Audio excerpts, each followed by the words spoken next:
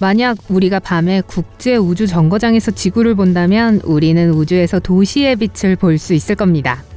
그만큼 인간이라는 종족의 영향은 아주 큽니다. 전 세계에는 거대한 다문화 도시가 존재하고 있죠. 정말 높게 지은 건물들은 거의 시야에 들어오지도 않고요. 도시들은 처음부터 수천, 수만 명의 사람들이 살 수 있도록 설계되었습니다.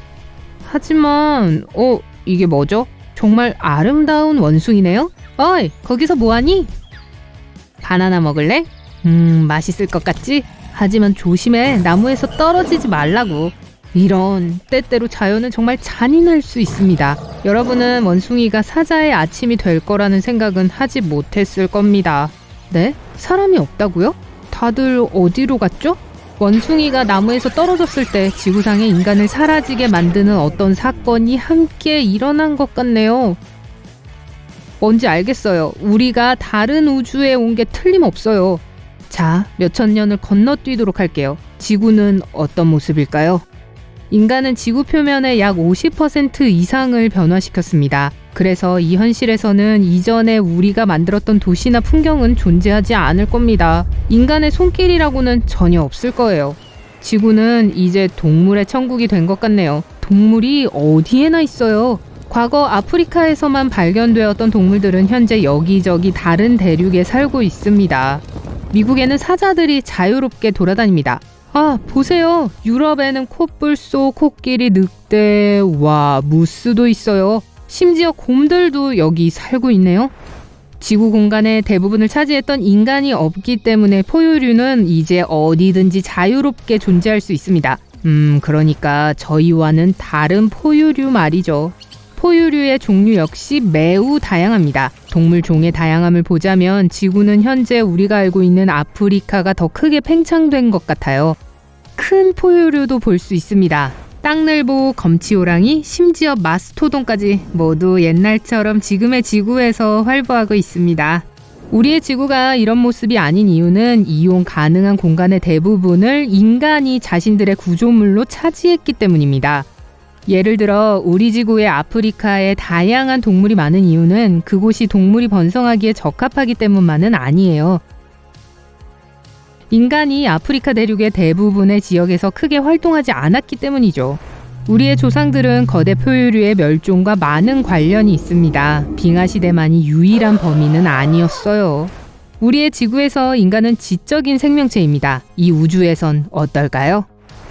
아시다시피 자연 선택은 진화를 이끕니다. 즉 지구에 인간이 없다 하더라도 우리가 몇몇 종에서 관찰할 수 있는 이미의 돌연변이와 결합해 지능이 발달하게 될 동물이 탄생할 기회가 있다는 것이죠. 그래서 영장류가 이제 지배적인 생명체가 됐어요. 아니면 미어캣이 지배종으로 진화했을지도 모르죠. 또한 이 지구의 기후는 우리의 지구보다 더 쌀쌀합니다. 바로 온실가스가 없기 때문이에요. 나사에 따르면 현재의 지구온난화 추세는 1950년대 이래 계속된 인간 활동의 결과일 가능성이 높다고 합니다. 대기 중에 온실가스 수치 증가로 인해 지구가 점점 따뜻해지고 있는 것이죠. 온실가스는 온실처럼 열을 가두기 때문에 이런 이름이 붙었습니다. 온실가스는 햇빛이 대기를 통과할 수 있게 하지만 태양열이 가져다주는 열을 우리의 대기에서 떠나지 못하게 잡아두죠. 온실가스가 없다면 지구의 생명체가 존재할 수 없게 되기 때문에 이는 좋은 일이에요. 하지만 온실가스가 지나치게 풍부해져서 필요 이상으로 지구를 따뜻하게 만듭니다. 우리의 새로운 지구로 돌아가죠. 물속을 보죠. 호주의 그레이트 베리어 리프는 여전히 온전합니다.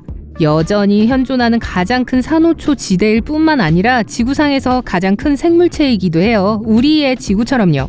또한 새로운 지구는 무성한 나무로 가득 차 있습니다. 어딜 가든 푸르러요. 온갖 종류의 나무들이 존재하는 지구상의 모든 다양한 동물들의 서식지입니다. 그리고 삼림 벌채도 일어나지 않았기 때문에 지구의 폐인 아마존 열대우림은 번성하며 그 어느 때보다도 활기차 보입니다. 하지만 만약 인류가 지금 이 지구에 나타난다면 어떨까요? 아마 올해나 그 전해요. 물론 당장 지배적인 종이 되지는 않을 겁니다. 초기에는 어려움을 겪겠죠. 진화와 학습 과정은 인간이 최고가 될 때까지 더디게 진행될 겁니다. 인간은 새로운 거주지에 적응해야 합니다. 우리의 현실에서 약 13만 년 전으로 여행하는 것과 같아요.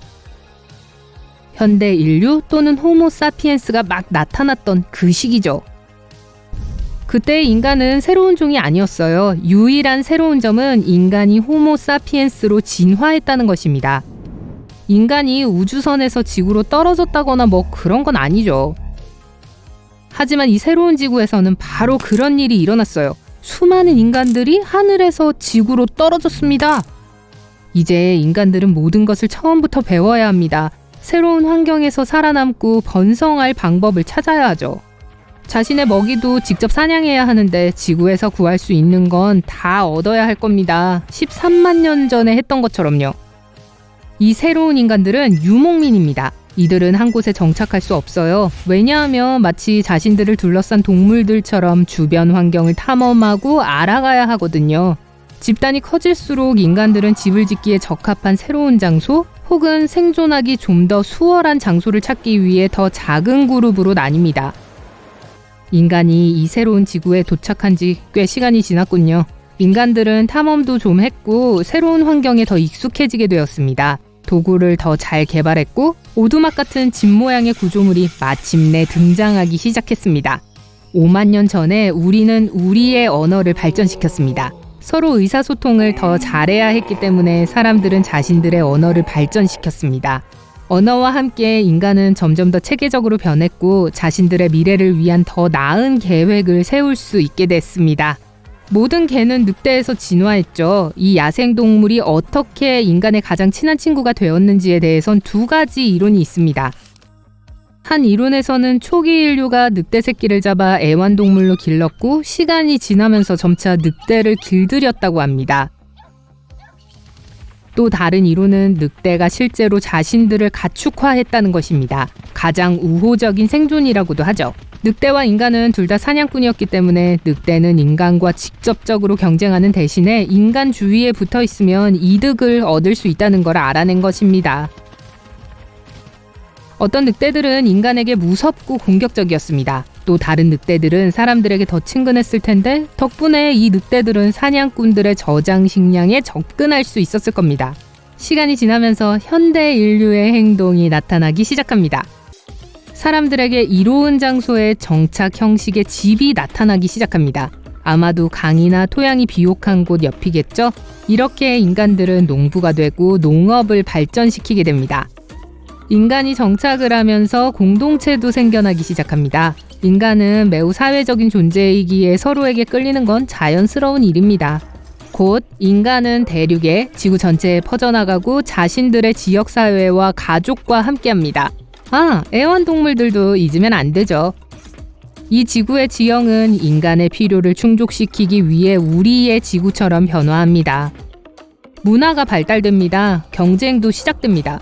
인간은 엄청난 거리로 서로를 밀어내기 시작합니다. 수만 년이 더 흐릅니다. 그리고 이 인간 사회는 오늘날 우리가 살고 있는 사회와 많이 닮아 보이기 시작합니다. 그럼에도 불구하고 상황은 다르게 변했을지도 몰라요. 이미 경쟁해야 했던 지능적인 종이 있었을지도 모릅니다. 그렇다면 인간의 발전에 제동이 걸렸을 테죠. 다른 지적 생명체들과 평화롭게 공존할 수 있는 사회가 나타났을지도 몰라요. 커피숍에 들어가면 바리스타가 미어캣일 수도 있어요. 고릴라 자매가 여러분의 집주인이 될 수도 있죠. 아니면 이발소에 가면 이발복을 입은 영장류가 여러분의 머리를 잘라줄지도 몰라요. 그렇지 않다면 상황은 우리의 현실과 같을 겁니다. 인간은 지구상에서 가장 수가 많은 종은 아니지만 여전히 가장 영향력 있는 종일 거예요.